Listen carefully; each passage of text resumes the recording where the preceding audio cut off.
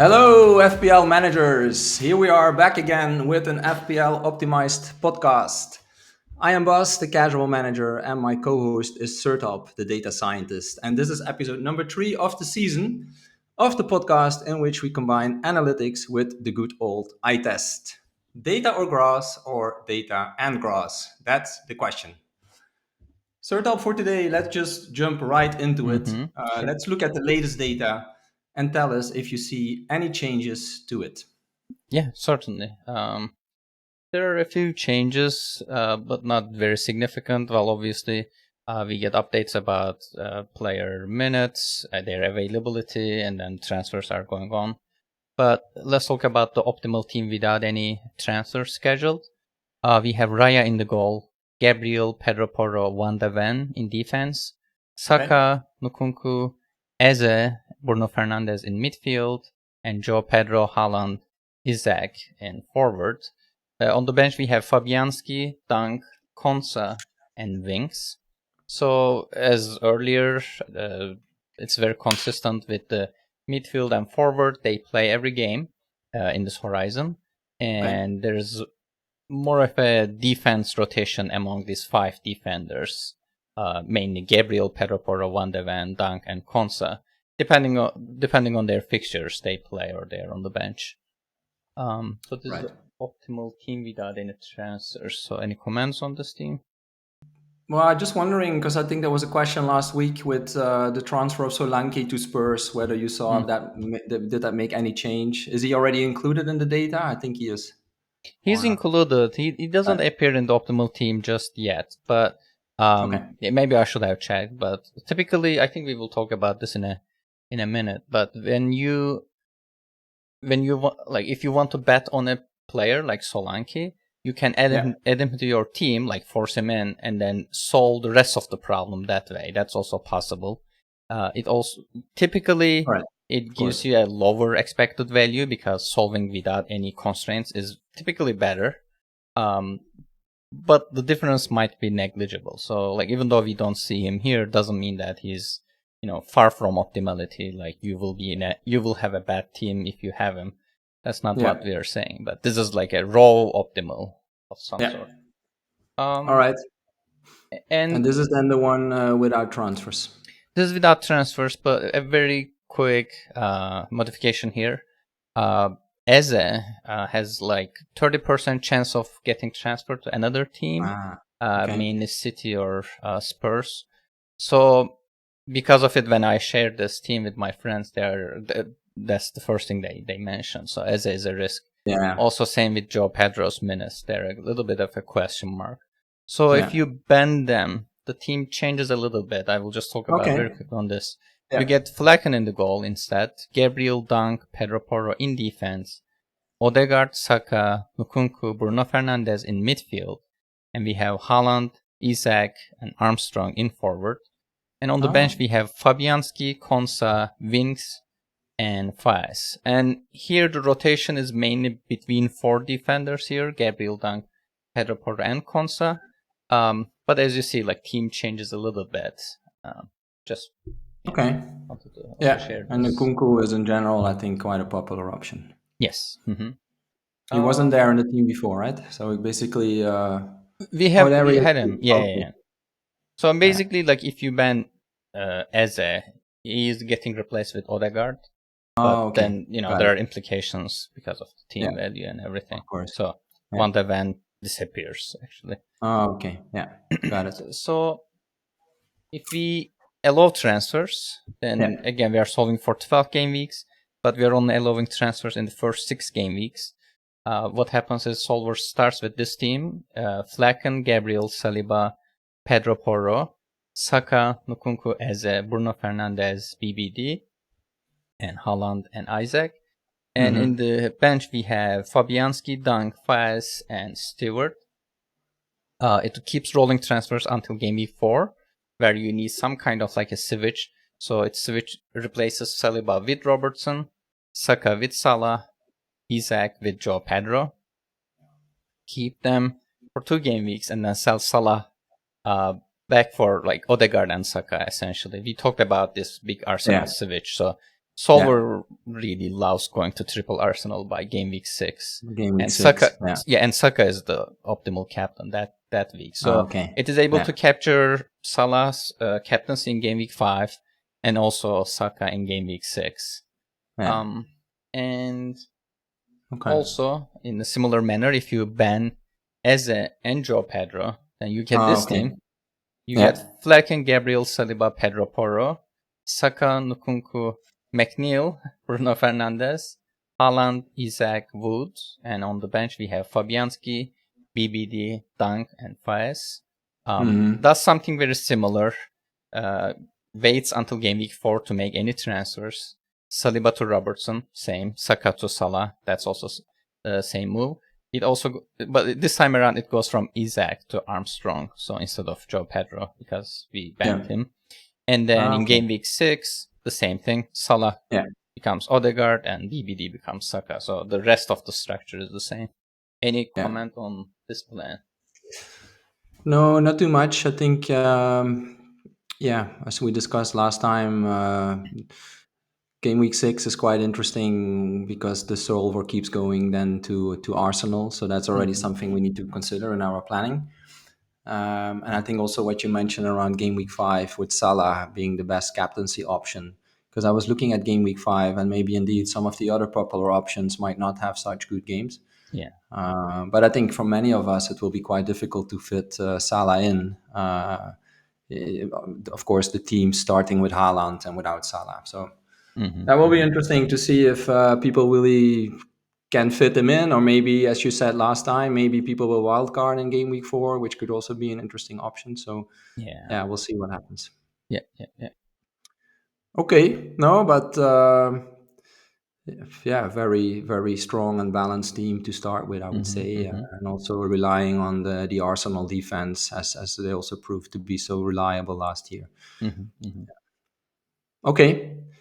Any other things you looked at from a data perspective or optimal teams? No, these were the only 4 teams that I prepared today. Excellent. Yeah, and for the people just tuning in, we also had a podcast on Monday.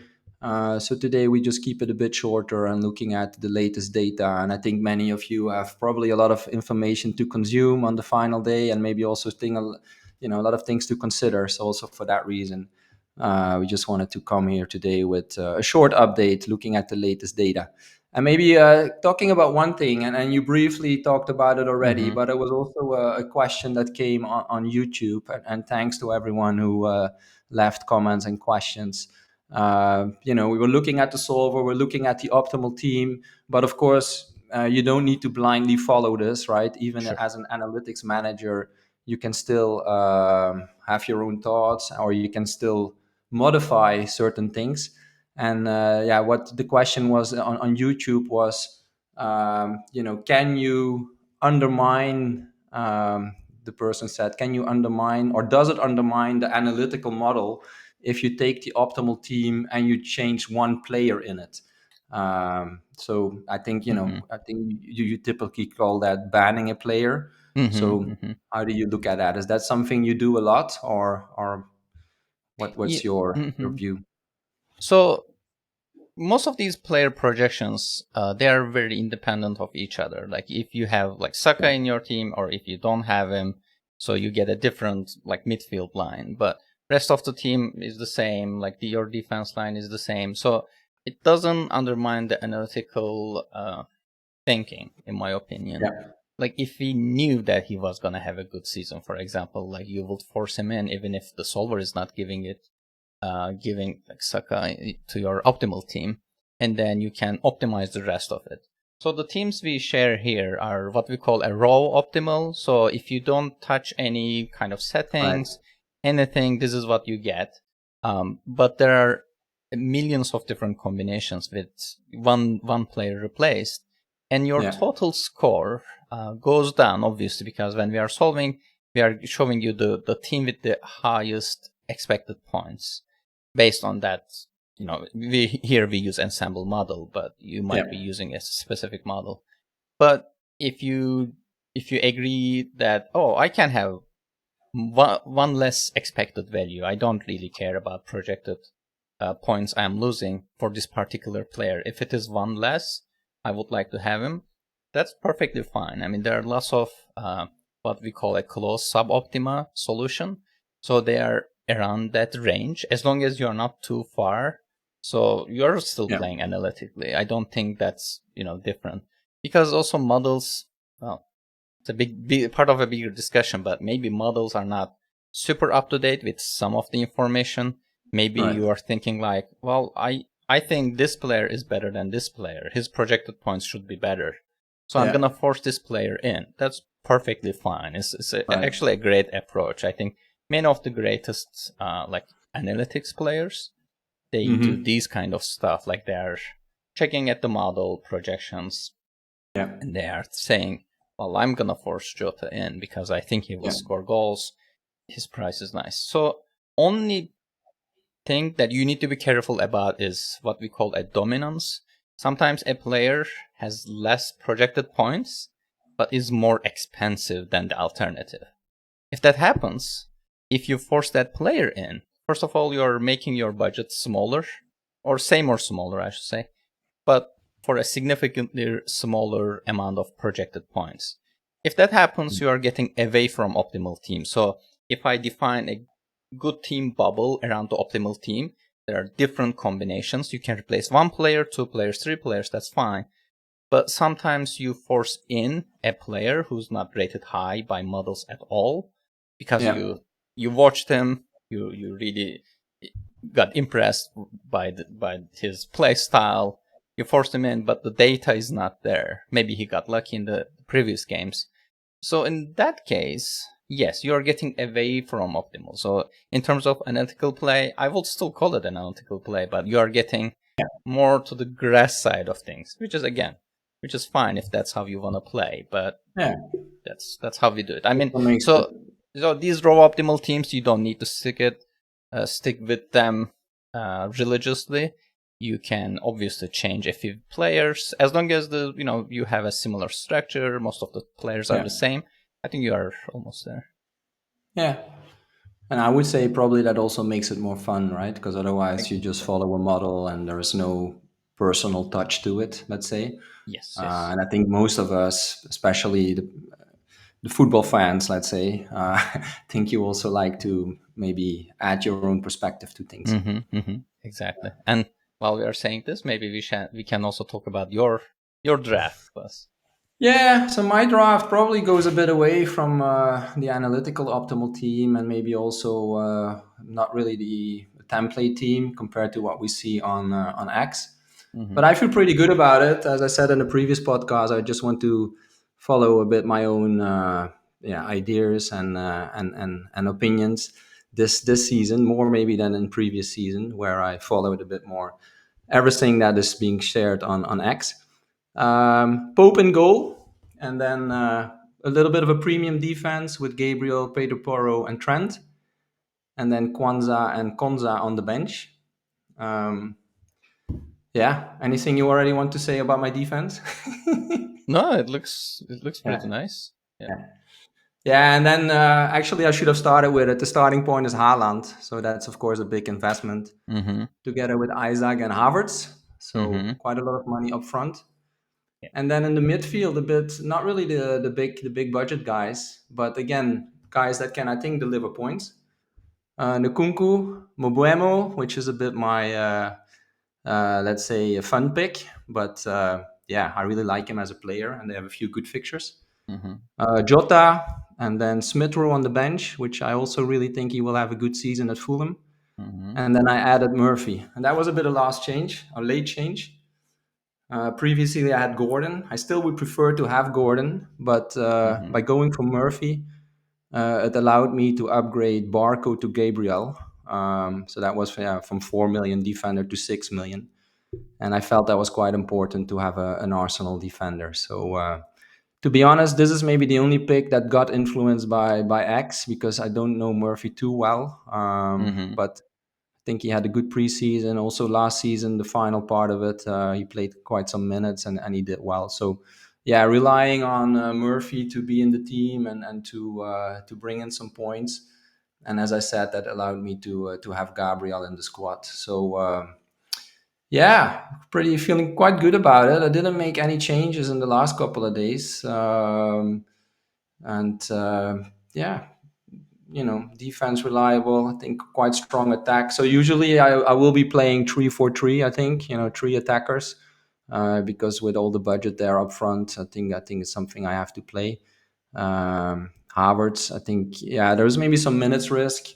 Also with Jesus, you know, he had quite a good preseason as well. But I think Havertz will be in the team, and especially the first good home game against Wolves, which I hope I can benefit from.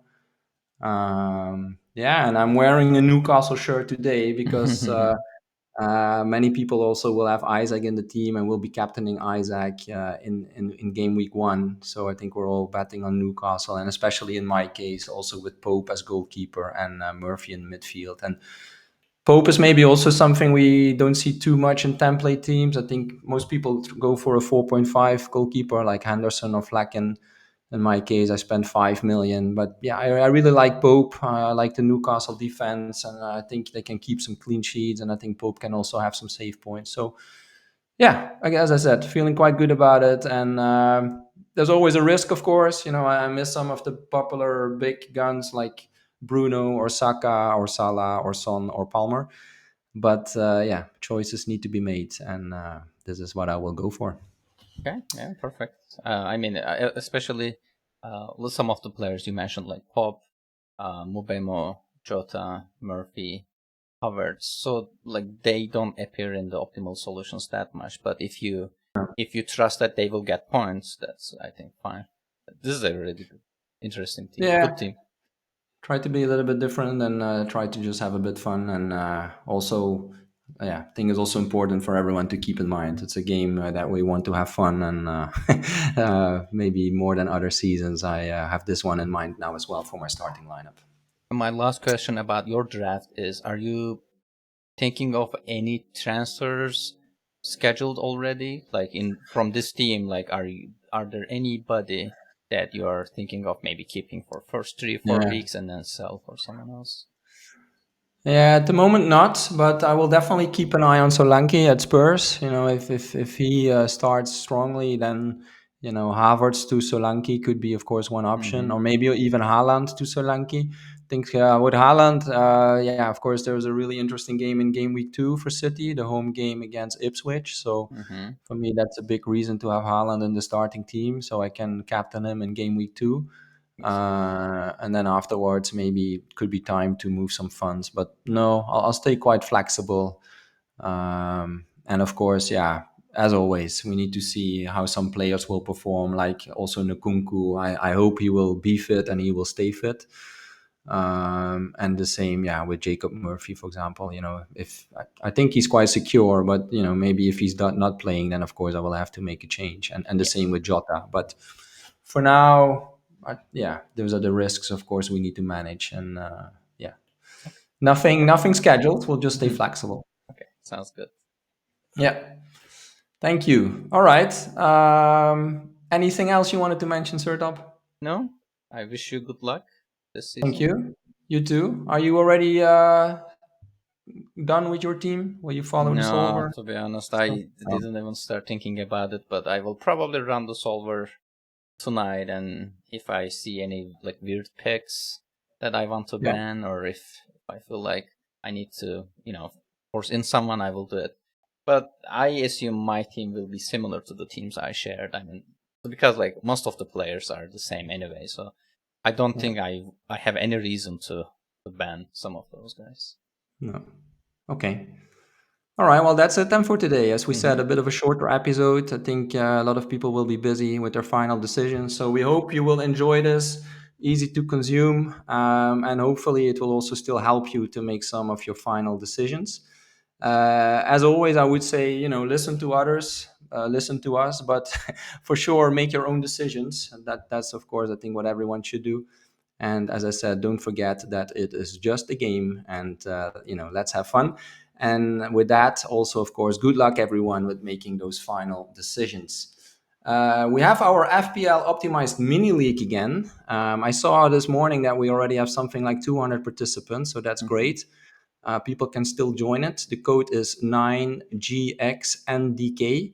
So I'll repeat it again, 9GXNDK. And yeah, please join. We had a lot of fun in it last year. And in every episode, we will mention the top 3 of that week. And I was thinking, though, maybe at some point we should close it. What do you think, Sertalp? Because otherwise, we have people who are really doing well still joining later on. Maybe that's not so Yeah. fair. Okay. Yeah. Sure. Why not? Yeah. All right, we'll come back on that. Yeah, we'll be back with another episode next week. You can subscribe to the podcast so you'll get notified when the next episode is out. And you can also follow us on X. For Sertalp, it's at Sertalp Bilal. And for me, it's at BelfiBB. And we also have the separate account for the pod, which is at FPL Optimized. And on top, you can also find FPL Optimized on YouTube. Until next time, stay curious and stay analytical. Goodbye.